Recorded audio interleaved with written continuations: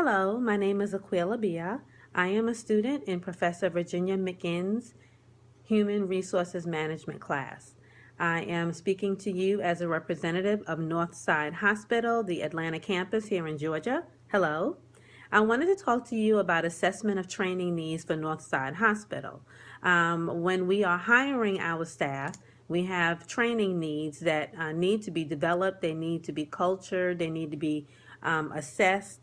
And so when we are discovering or discussing the training needs assessment, a training needs assessment is a systematic approach to determine what training needs to take place, establishing a need analysis, developing training programs and manuals, delivery of the training program, evaluation of the training program. These are all portions of what needs to be done when we are assessing and developing a training program for our employees. The effective training programs have similar steps and practices. The organization expects a return on investment, ROI. Therefore, a great amount of effort is placed on employee recruitment and retention by providing the employees with frequent on-the-job training and education. Validating the need for the chosen training methods, we have to identify the percentage of employees who need training, the importance of the competencies, the business, the competencies, the importance of the competencies to the business objectives. We want to make sure that they correlate with one another.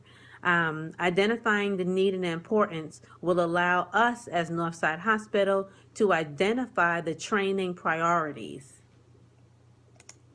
Evaluating your analysis, training and developing needs, developmental needs are very important for Northside Hospital. Clarifying the goals of the training and expected business outcomes is essential. Training goals should correspond with business objectives always. An example of this would be improvement on something that actually had a poor outcome previously. So improving customer service ratings. We give customer service forms to all of our patients before they leave to talk about how fast or how well we did everything that needed to be done for that patient. One of the things that we noticed was that the patients felt like we weren't getting into their rooms or responding to them fast enough. So we want to make sure we look at decreasing the time it takes to answer patient call bells. That is very important. If the patient feels like they're waiting too long, they will not return to Northside Hospital. They will feel neglected.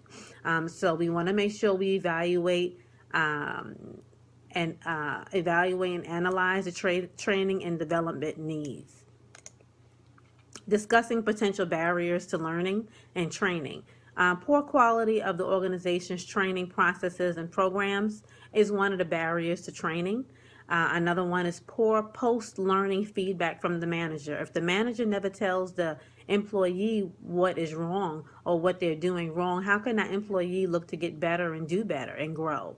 Poorly done feedback. If the manager does not care enough to discuss what the employee needs to work on, then that employee will feel less motivated to stay in that company. Why should I even be here? A lack of application. Once we train the employee with new techniques and skills, we have to provide them with an avenue to use it.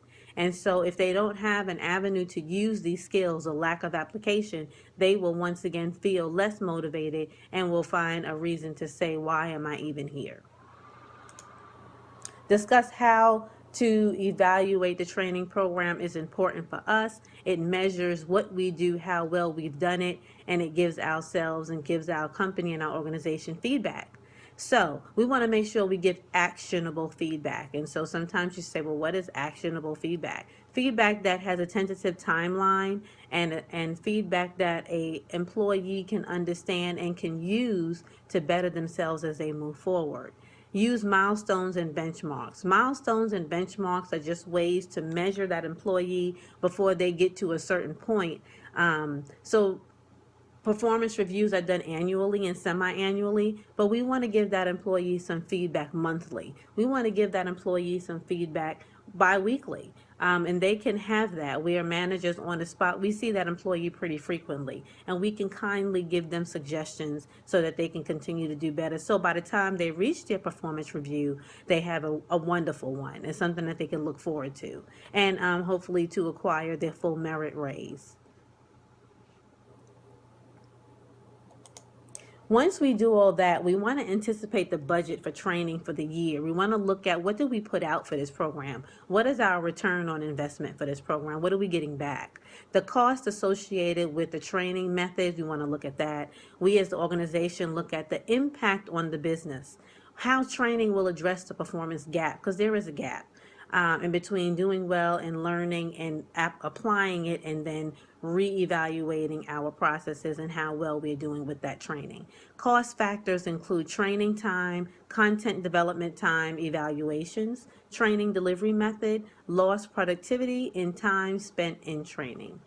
There are multiple things that we can do. Northside Hospital prides ourselves on doing them all very well. Once again, I thank you for giving me your time to talk about Northside Hospital, assessment of training needs for Northside Hospital, and we want to continue to treat you well, teach you well, and when we know better, we do better. Thank you.